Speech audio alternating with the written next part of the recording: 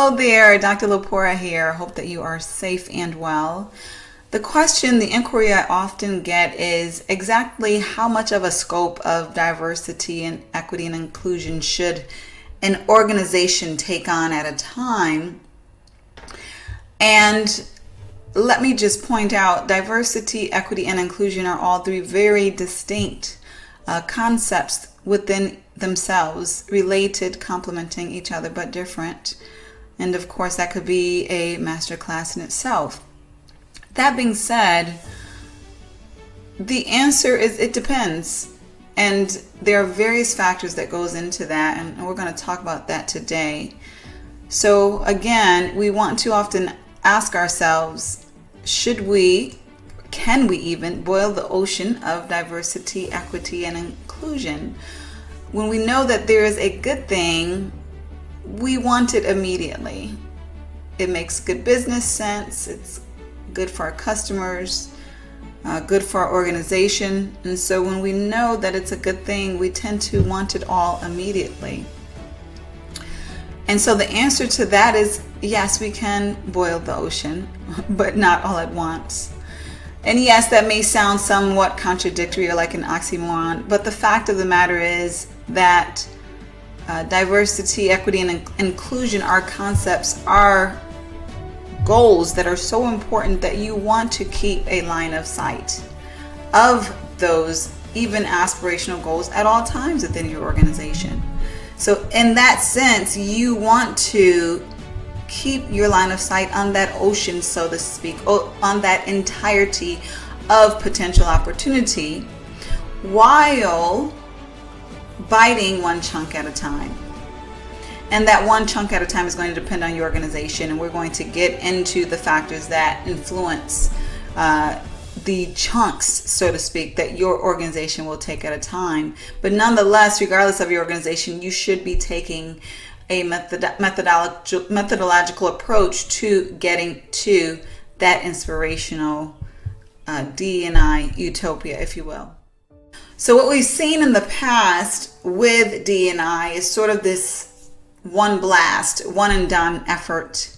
If you're good, quote unquote, you may do that one blast once a year or twice a year, and that has tended to look like a simple training class or a sensitivity session, or things of that nature. But what we have been realizing, many of us before, but what the world is now realizing, is that the diversity, equity, and inclusion issues that exist, at least within the country of the United States, and I know it exists many other places, but I'm going to speak specifically of the US, knowing that more intimately, that these are very systemic issues, very deeply ingrained issues that require systemic solutions, holistic solutions that address not just the topical skill set of people, but the practices, the institutions themselves, the policies, the culture,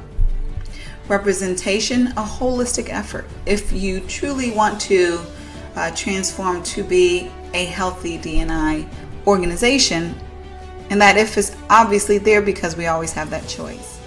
So now what you see is specifically an organization diversity, equity, and inclusion maturity model, and this shows pretty much a journey that you would take as an organization to get to that sustained level, what I call D&I utopia, so to speak. Let me qualify by saying there are very few organizations at that sustained level. Do I say that to discourage you from aiming at it? Absolutely not. I believe that every organization should be aiming there, but I say it in a sense of showing how much work every organization truly has to do to make a systemic transformative difference. While not reading this in entirety, you can look at it, obviously yourself at your own leisure. The theme that you will see here is an organization graduating from a basic level, a level that is purely reactive, that is solely concerned with DE and or I for reasons of compliance, legality, lack of liability. That's your, basement, if you will, rock bottom level of D&I within an organization. And then you can go all the way to the sustained level, the most graduated level. And at that level, quite frankly, it's not about external effort, as you will see more so within these medium areas of awareness, appreciate, and integrate. Once you get to the sustained level, your organization is DE&I. It is ingrained in the culture. It is institutionalized. So it's not about it being this separate entity. If you were to change the D&I within your organization, you would change the culture. If you were to lose D&I, you would lose some of your organization's culture. That's what that sustained level looks like. And in between there, it's really a focus of going from, appreciating the importance of D&I, valuing it, to hiring other people on the outside to help you to do it, to aiming to do it inside, to holding people accountable for it, and then ultimately getting to that sustained point of it being institutionalized and a significant part of who your organization is, what your organization is. So in any transformational effort, and we're specifically speaking to organization diversity, equity, and inclusion right now, what you will see is steps that should be taken, methodological steps that should be taken in order to successfully transform in the way that your organization desires to, because every organization is different. So what I would argue is there are some essential steps that you need to take in order to do it right. So first and foremost, there needs to be a burning platform.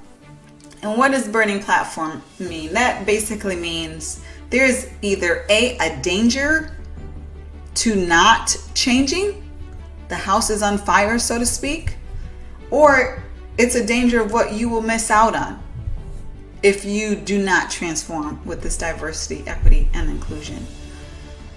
Every organization that takes on the endeavor of transforming their diversity, equity, and inclusion emphasis within their organization may have different burning platforms. Some may be similar, some may be different. For some organizations, it may be an issue of liabilities. They're tired of, facing legal liabilities connected to discrimination, things of that nature. Other organizations, it may be a lack of ability to recruit good candidates. So that may be their reason. Another organization's burning platform may be more positive. It may be because they strive to be an organization that provides the best for their customers. An organization that provides a diverse, collaborative, innovative, integral part within the organization, and that may be their burning platform. The reasons, also known as the burning platform, the strong reasons, if you will vary. Another essential component is for your organization to have a vision that is strong, closely tied to what you want to seek. And this includes the goals, of course, the goals that are tied to your vision, which is also equally important. So what does that look like? From a vision perspective, it's about the appropriate communication, from the perspective of, is it simple and is it well focused so that someone can easily understand what you are attempting to attain? In accord with that, is it communicable? Meaning that you can communicate it in a way where people understand. Is it imaginable? This begs the question, obviously this is subjective, but for your organization, can people imagine this vision actually happening? Or is your culture so far from that vision that they can't even imagine your organization getting there? Very importantly, is it desirable? Is the vision desirable? Meaning, do you have enough of the right stakeholders? And you would know what the right stakeholders are, people who have influence within the organization, who are needed by the organization, who desire this vision, who desire to upgrade, if you will, your D, E, and or I efforts and feasibility. Is it shown to be doable? Is it shown to be a feasible response? Meaning, when you compare it to other alternatives, does it make sense? Have you done your due diligence regarding how it's actually going to happen? And then lastly, a very important one is flexibility, being flexible. Is your organization flexible enough now in the vision to take it on, while knowing a vision is not an implementation plan, but flexible enough to adapt in order to be successful in it? Because anytime we do something new, there are going to be unexpected occurrences. And when that happens, it's important for us to be flexible enough to pivot in order for what we seek to be successfully implemented. So we went into the importance of a burning platform, the importance of having a vision and what that good vision looks like and goals. And then there are your alternatives. Now, people will often argue if you truly have A as a goal, you don't want to talk about B and C because that discourages you from focusing on A. And what I would argue is that you do want to talk about B and C. Even if you ultimately are committed to A, you want to understand B and C because, for one, it will make your plan A better because you may include some elements of B and C with A. And secondly, you want to understand the skepticism that is within your organization. If there are people who have alternative suggestions, you want to understand their needs so that you can address them with whatever you commit to. And you want to understand them to manage resistance to change, which often comes when there are those desired alternatives. So that is a very important reason to address your alternatives. You want to ensure you have sponsors. That is another very important step in building your diversity, equity, and or inclusion transformation strategy. Sponsors are those individuals who do just that. They sponsor the effort. That is, they have enough power and resources to make the effort happen. The effort may not happen without those sponsors. Those sponsors are often most likely the top leaders of the organization. They are the ones who, when they grab the microphone, people will listen to, and they also the ones who tend to have the purse strings. So whether it's the CFO or the director or the CEO, it's obviously the most desired. These are very important sponsors to have, because while we often love to cheerlead and desire that whole change from the middle up, and it does happen, when we work with transformational change, we know that typically change is not successful without those top level sponsors. And then importantly, in accord with that, very related to that, we want to ensure that we understand the investment level of our transformation. And investments is not just talking about money, which of course is a very important one, but it's also talking about the time investment, which oftentimes equals money, that is going to be required by different stakeholders. We're talking about the investment of people, not from just a staffing perspective, but from the perspective of if there are different desires and opinions, there is that people element, if you will, that can either go up with engagement and satisfaction, or it can go down. Now, what is well known with most transformational changes is that our people engagement, our people satisfaction oftentimes go down before it goes up. Now, why is that? It's because oftentimes there is anxiety related to change. We want to resist it because it is unknown to us. So we are uncertain regarding whether or not it's going to benefit us, and it may be even a possibility that we think it may hurt us. So part of that investment for any transformation, and D&I is not an exception, is that investment, that cost, if you will, of that people factor. Now, if it is the right change, which I believe D&I is, that investment will be well invested and worth the ROI that comes. The ROI will be well worth the investment, rather.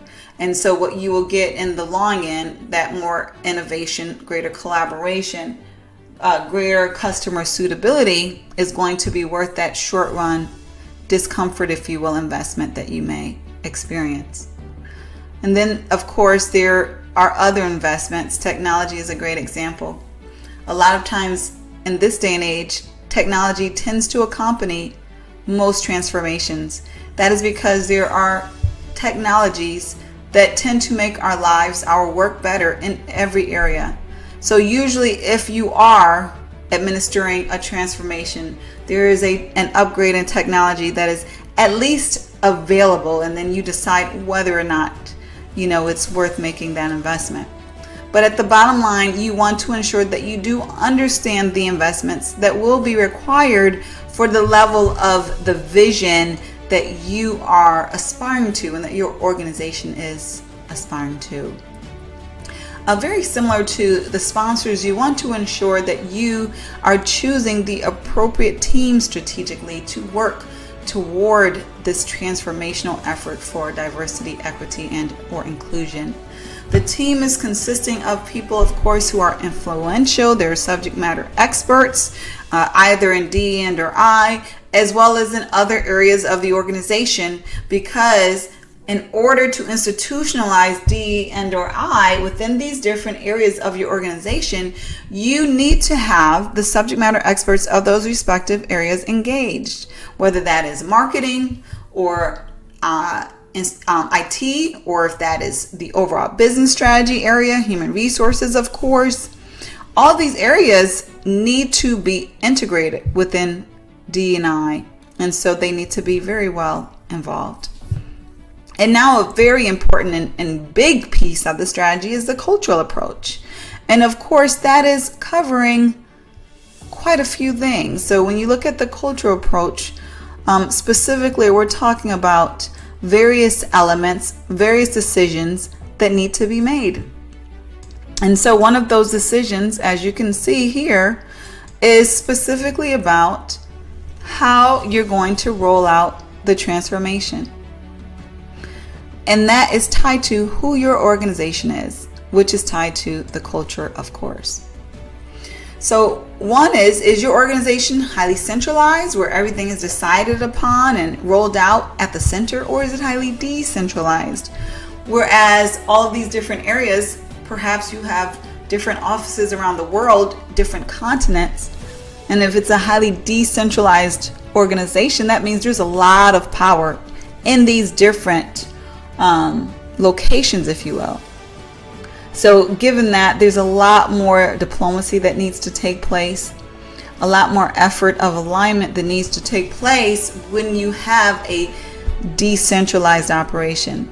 Now, of course, there are significant benefits in a decentralized organization, but you do want to keep in mind that extra effort that is going to be tied to rolling out a transformation, because it will be not just one transformation, but it will be several transformations at all of these different hubs, if you will, that you have within your organization. Part of that cultural approach deals with whether your organization is hierarchical or consensus based. Is it an organization that has to decide together about everything, or does the leader just drive it down and then it's one and done? So that's going to be a very important component to consider. Is your organization one that is mature with change, whereas you can basically roll out the vision completely up front, or is it so immature with change and risk averse that you have to take more of a snowball effort, introducing little by little? These are things that you want to take in mind and consider as well, as part of what your culture is and how that approach ties to what you will be getting done. So one thing that is part of the cultural approach is the timing, right? So that's very closely tied to the cultural approach. And timing is different. As I mentioned about the change maturity of your organization, that is going to have a huge impact on what that timing looks like. Whether it's an incremental or radical change, as I mentioned, or is it something even that you're ready to do now immediately, or are there certain prerequisites your organizations have to do culturally in order to implement later? Is this going to be a slow implementation because your organization needs to build the capacity up, or the skills, or the resources, or it's just not used to fast change culturally? Or is it going to be a fast change, one where your organization is ready to pivot, they are nimble, and they have great capacity and resources and a high level of change maturity? Is it going to be a transformation that is flexible, whereas you're learning as you go and you admit, that you're not necessarily 100% sure how this vision is going to be implemented? Or is it one that is more inflexible, whereas leadership is staunch on specific things happening and definitely not open to varying from that? And lastly, as far as timing, what is your organization's tolerance for individual transitioning? This is very important because you have organizations that are like night and day from each other. And even within organizations, while you have shared cultures, you still have a great diversity of individuals within an organization. And they transition differently. They progress differently. They learn differently. They adjust differently. And so your organization has to decide what is going to be your tolerance for individual transitioning. If there's an individual who is stuck in his or her own ways, what is your tolerance or patience level for those types of individuals? These are elements that need to be decided. And then lastly, you want to make sure that whatever assumptions that do exist up front are shared in a transparent way. And this will help to prevent confusion, reduce the level of confusion. It will help also to be prepared for what obstacles or challenges may happen through the transformation toward more diversity, equity, and inclusion.